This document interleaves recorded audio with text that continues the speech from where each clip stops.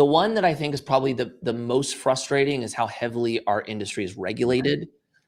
It felt like I went from being an entrepreneur to a cog in corporate America. Wow. That was frustrating for me.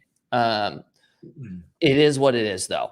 I would say the second thing, I thought that raising money for real estate would be a lot easier than raising money for the brewery, considering it was three guys who had no experience in business, no experience in the beer industry, and the risk profile was through the roof, meaning there were much higher odds that we were going to lose your money than make money. I thought that would have been harder to raise money, but going into real estate, I was kind of shocked that it was the opposite. It was harder to raise money for real estate than it was the startup.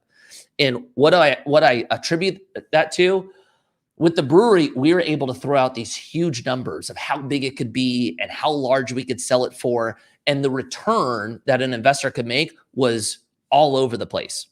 On real estate, you're kind of confined into a box based on, in some regard, what the assumptions are going to be on a 5 or 10-year window as it pertains to cap rates and your interest rates and your rent growth, et cetera.